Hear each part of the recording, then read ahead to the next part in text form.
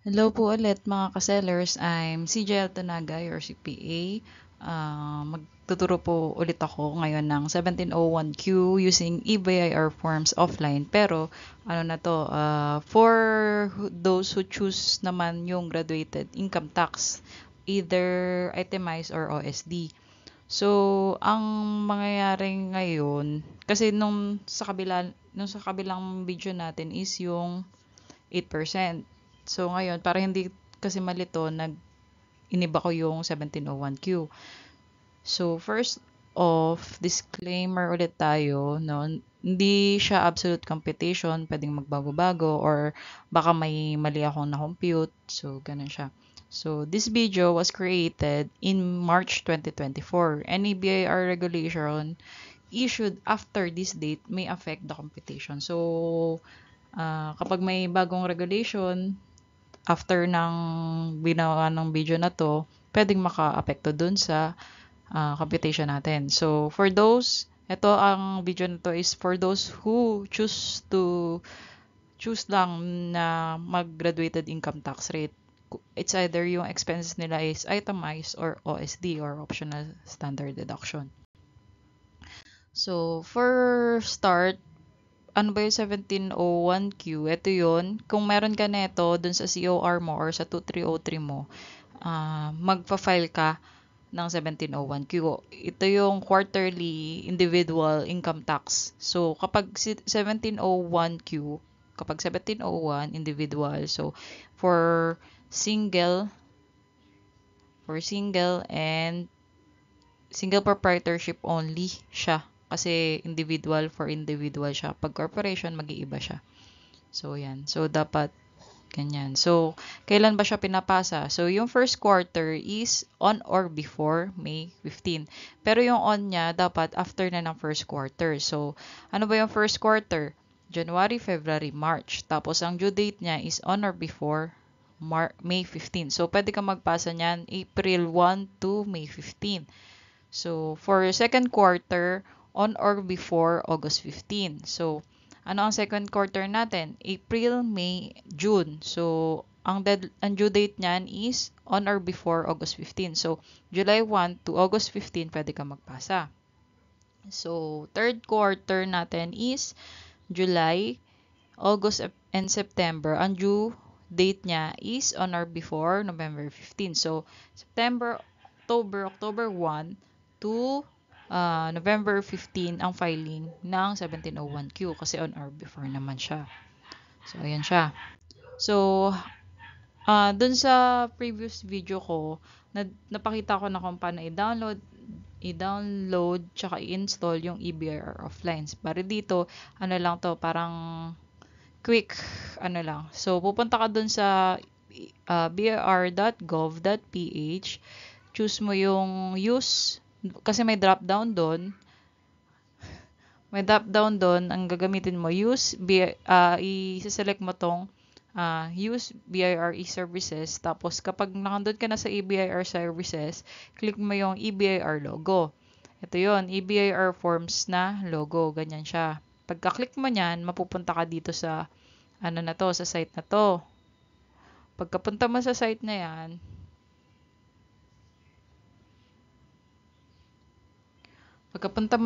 yan, makikita mo to download offline EBR forms package 7.9.4.2. Yan siya. Tapos, i-download mo tong here. I-click mo yan, kahit double click, tapos, pwede ka namang install. Pero, kung gusto mo nung makakita mo yung paano mag-install, punta ka dun sa isa kong video na 1701Q. Mas napakita dun yung kung paano i-download.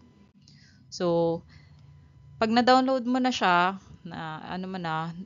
pwede mo nang i-open yung EBIR forms, offline EBIR forms. So, dito, sabi ko nga, ang latest version is version 7.9.4.2. So, kung ano yung nasa BIR website, yun yung pinaka-latest na EBIR forms. So, etong sa profile, ito kasi yung lalabas na, etong sa bandang ito, yan yung lalabas na, matawag dyan, yan yung lalabas na dashboard sa EBIR form. So, paano natin siya lalagyan ng details? So, ito ang taxpayer. Kukunin mo yung COR mo. So, itong taxpayer, ito, dyan mo kukunin. Ito sa 18. Tapos, itong RDO code, dito mo kukunin. Then, sa line of business, dito mo naman kukunin. Sa may bandang baba. Then, sa taxpayer, ito, name of taxpayer. Then, yung registered address, ito. Yan. So, yung zip code, banda dito yan. Tsaka, alam mo naman yung zip code nyo. Pero, bandang dulo yan ng registered address. Tapos, yung telephone number, kung ano yung register mo, tsaka yung email address. So, ayan lang siya. May telephone number and email address. Then, yun na. Kapag bago ka pa lang sa EBIR forms, magko-confirm naman yung email address to know na yun talaga yung gagamitin mong email address for that tin. So, ayan siya. So, anong pipiliin natin na forms for our 1701Q? So, meron kasi doon, may BIR form na 1701Q lang.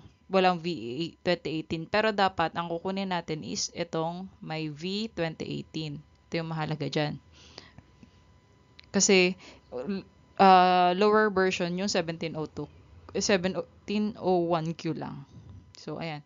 Kapag meron ka na yan, tapos nakagawa ka na dati, may magkakaroon ka ng mga file na yun siya. Pero kapag bago, okay lang na wala. Kasi, mga save files lang to. Mga save files lang yan.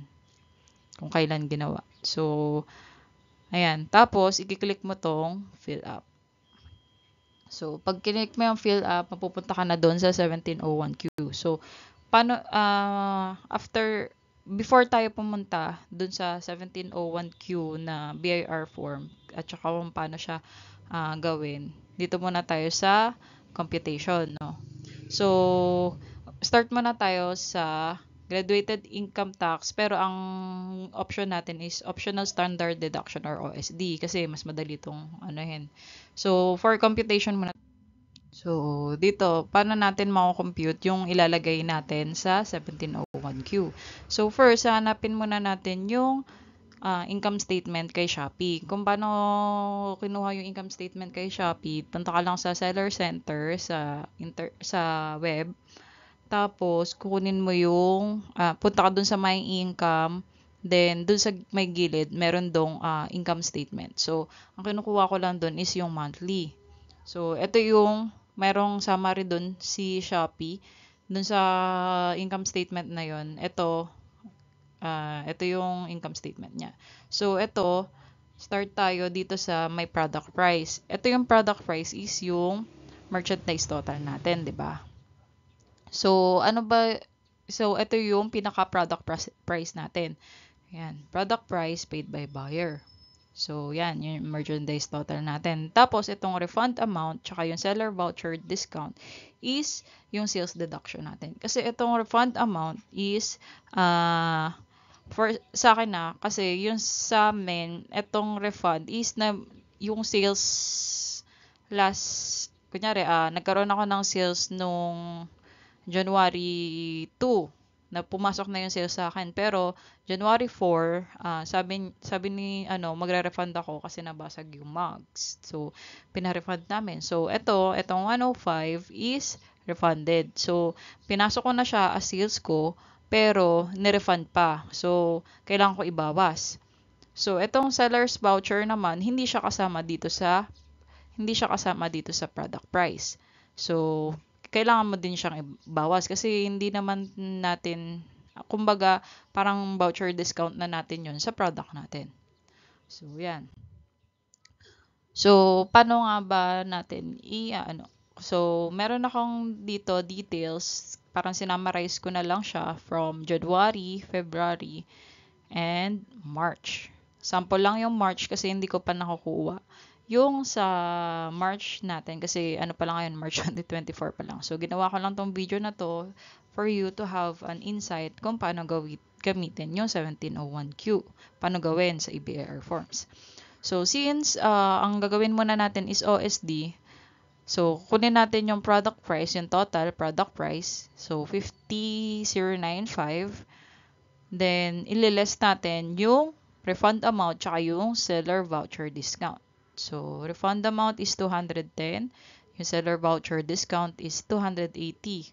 So, ang gross sales natin ay 49,605. Yan yung ilalagay natin gross sales dun sa may 1701Q natin. So, 49,605. Natandaan, 49,605. So, less OSD natin na 40%. So, 19,842. So, ang net income natin would be 29,763.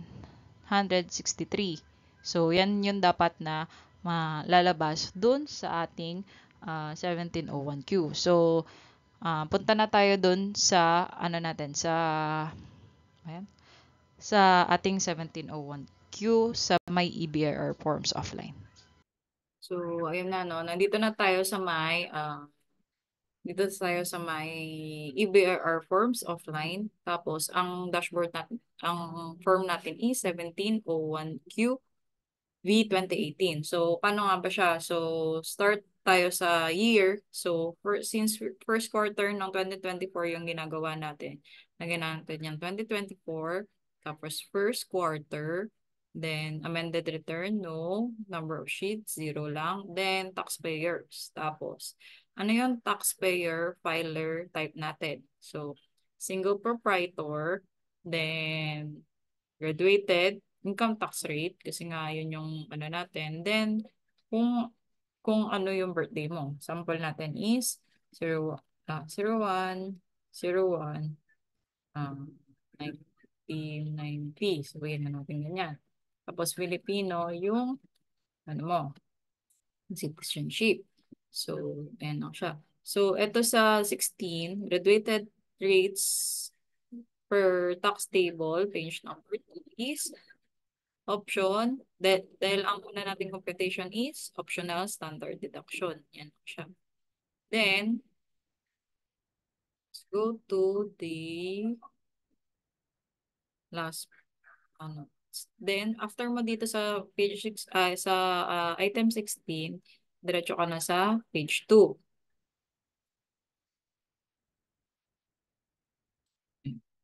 Pagka page 2 mo, pupunta ka sa taas, sa schedule 1.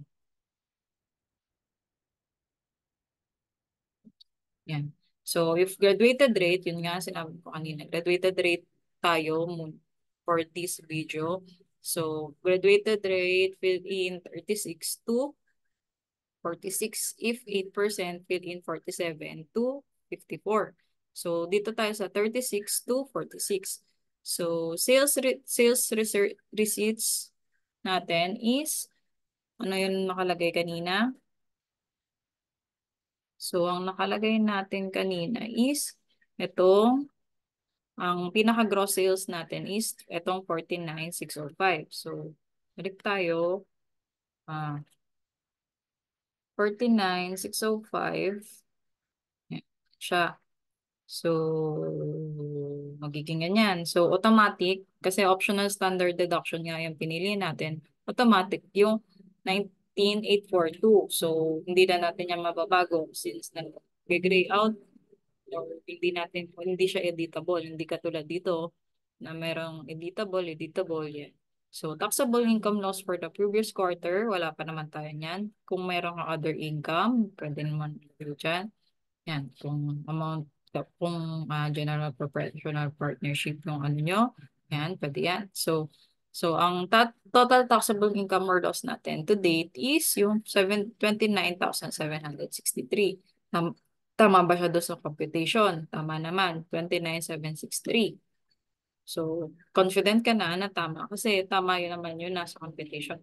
So, ayan. So, yung 8% din natin magagalaw.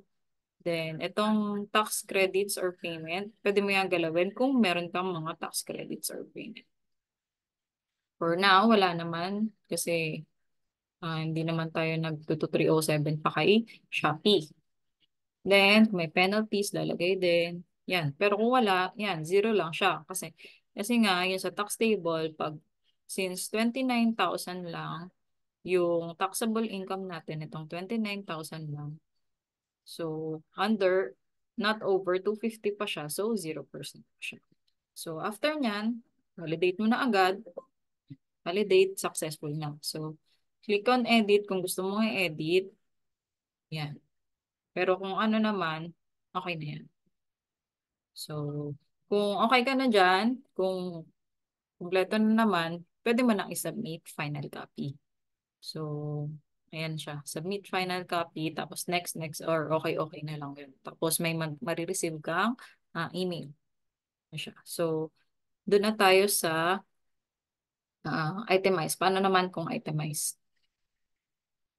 So, dito naman muna tayo sa computation natin for graduated income tax rate. Bago natin fill up pan yung 1701Q dun sa may EVRR forms offline. So, computation for graduated income tax rate using itemized deduction as expense. So, dito naman kapag itemize ka, same lang naman yung gross sales. So, 1701Q natin. Dito sa may income statement ni Shopee, yung product price, merchandise total siya. Then, itong refund amount is yung sales deduction. Same lang, di ba? Merchandise total and sales deduction. So, for the gross income, ayan, yung product price paid by buyer na for 50,095. Tapos less mo yung refund and commission. Yung 210 and 280. So, ang gross sales natin would be 49,605 pesos. So, ayun. Dito din yun nga, sa income statement, meron diyang commission fee, service fee, and transaction fee. Kung itemized deduction yung napili mo, pwede siyang maging marketing expenses mo. So, allowable deduction natin siya. Since meron nga din tax invoice from Shopee. So, si tax invoice, makukuha mo din siya dun sa may income, dun tapos sa baba lang siya ng income statement. So, yung mga tax invoice dapat yung total netong commission fee, service fee, and transaction fee is equals to the Shopee invoice na ibibigay sa'yo ni Shopee. So, since this is non-VAT tayo, full yan, pwede mong i-deduct.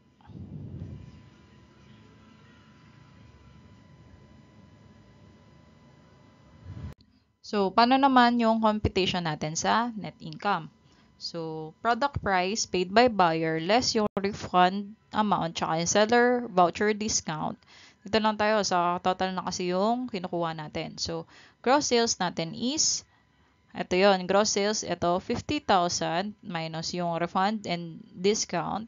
Tapos, less cost of sales. Ito, hindi mo makikita dito sa income na ginawa ko. So, example lang to, ang cost of sales na na-record mo is 29,763. So, ang gross income mo na lang is 19,842.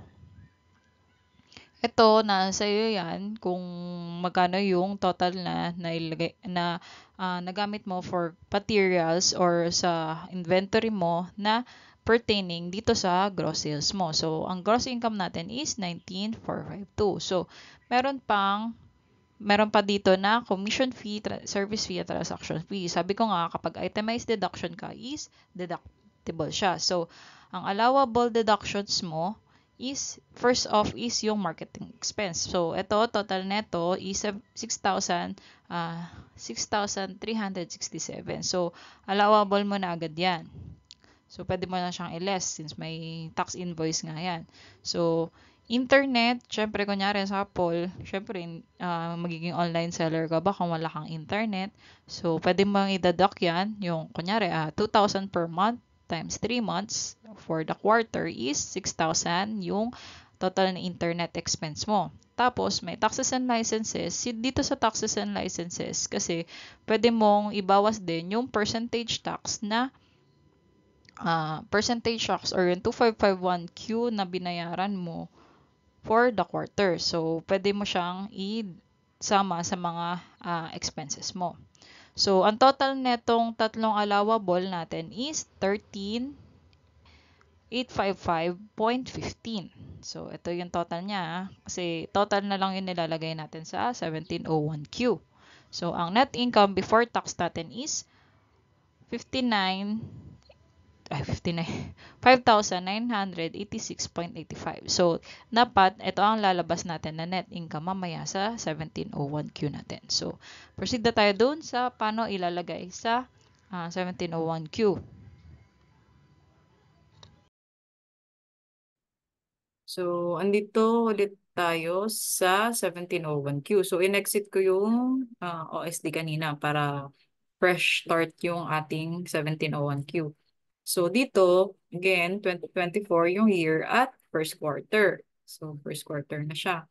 So, for number 5, automatic naman yan. Kasi na-input na natin kanina dun sa my dashboard sa unahan or sa main screen. So, for number 7, ilalagay mo lang, ipipindot mo dyan is single proprietor. Kapag mga online sellers, single proprietor tayo. Then, alphanumeric tax code, ATC, is yung business income, graduated income tax rate. So, yan. Yung iba naman is automatic na naman naglalagay. So, for date of birth, sample ulit natin is 01/01/1919. Sample lang. So, ang citizenship is Filipino. Then, since itong nasa item number 8 mo is, ang lagay mo is business income, graduated income tax rate. So, automatic na yan, mag-choose dyan sa item 16. Then, i-select kung kanina is optional standard. Ngayon naman is itemize tayo ngayon. So, again, itemize tayo muna ngayon. So, doon na ulit tayo sa second page. So, pagka second page natin, dito ulit sa schedule 1. Yan. If graduated rate, ayan nga, 36 to 46. Yun, kaya, yan. Schedule 1 for graduated income tax rate. So, ano yung sales natin ulit? Sales, revenue, receipts, at fees natin kanina is, yan, 49. Itong 49,605. Lagay lang natin yan. 49,605. Then, ang cost of sales natin, ang inano natin is 29,763. 29,763. Yan. Yun yung cost of sales. Then, kapag total allowable, dito naman tayo sa deduction. So, pwede na nating lagyan. So, ang ano natin, ang total natin is itong 13,855.15. So, 13,855.15. So, automatic na nagko-compute si EBIR forms kung magkano yung tax due. So, since 5,987 lang, less than tayo ng 250, yan siya. Ang applicable tax rate based on the table is 0. So, tama nga ba yung computation natin? So, 5986.85 yun nasa computation natin. Pero kapag ni-round off mo yan is magiging 5987. Yan, 5987 din siya. Tama. So, kampante ka na tama yung nasa EBIR form. So, pwede mo na siyang i-validate. So, 00 naman since so, ito sa taxable income, wala from previous quarter since first quarter pa lang tayo. So, wala tayong previous quarters. So, yan. Kung wala, since halos kakastart lang naman ng lahat dito. So, kung wala naman yung excess credit, hindi mo na yan nalagyan. So, yun lang. Tapos, iba-validate mo lang. So, pagka-validate mo, ibig sabihin, tama yung mga in-input mo, tama lahat. So, ang gagawin mo na lang is, pwede mong i-print, pwede mo rin submit final copy na. So, pagka-submit final copy mo na dyan, i-okay-okay mo lang hanggang sa maging okay na yung file. Remember, kapag submit mo yung nag-copy, hindi ka na makaka-edit, wala nang edit na mangyayari. As in, na-submit mo na siya, hindi mo na pwede edit. So, kung may mali ka na submit final copy mo na mali ka, ang pwede mong gawin is file an amended return. File ka ulit, pero ilalagay mo na dun sa is this amended file or amended return, magiging yes na siya. So, yun ang naman for ating ABR forms. So, ayun na, madali lang naman siya. Pagkatapos naman ng final, after mo i-click yung validation, then nag-validate na siya, you may click the final submit or final copy. Then, after nung final submit, you will receive yung confirmation of successful submission in email. Yan. Ito yung nare-receive mo from BIR na tax returns, receipts confirmation, tapos EBIR forms, tapos dito yung email address mo yan. Then, this confirms receipt of, ayan, makakonfirm naman yung receipt ng submission mo with the following details, kung ano siya, then kung, ito kasi nung 2023 pa na quarter 1, so, hindi ko na pinakita, ay hindi ko naman paano ipapasa yung quarter 1 ng 2024, kaya nandiyan pa yan. So, ayan siya. So, yan. For returns with tax payable, pwede nyo siyang bayaran through online, through RDO, pwede din sa banks, walk-in sa banks. So, kung gusto nyo yung online, kung gusto nyo malaman kung paano yung payment online, visit nyo lang yung isa kong video. So, you may print the file, yung file na yun, para lang kampante ka. So, paano ipiprint? Kiklik mo lang yung print button. Tapos, sundin mo lang yung mga instruction na paano mag-print. Doon sa sunod-sunod naman yun. Tapos, for payment and other frequently asked questions, so, watch nyo lang yung other videos. Nandun naman yun. Kung paano mag-payment through Maya. Then, kung may magtatanong na ano ba ang sales na kasama, kung February ka lang nag-start or kung February lang yung COR mo, meron doon sa other video. So, medyo bandang dulo na siya. So, bandang dulo na yung puntahan mo kung hindi ka naman interested dun sa 8% na first quarter. Yan lang siya. Yun. Kung may nalimutan pa akong i-discuss, maybe I can answer sa susunod na video kapag nag-file na talaga ako noong 1701Q namin as the online seller. So, ayun. Thank you. Again, thank you sa lahat na nanonood and sa lahat na nagsusubscribe, sa lahat na nag-share ng mga videos ko sa iba. And kung nakatulong po ako sa inyo, yan, please like, share, and subscribe para makatulong din po kayo sa amin na dumami yung subscribers and para makatulong tayo sa ibang small sellers na hindi na kayang magbayad ng accountant. Yun. So, our YouTube channel is Out Plus F Travel. And thank you. Ito yung logo niya. Thank you. God bless. And see you on our next video and tutorial. Thank you.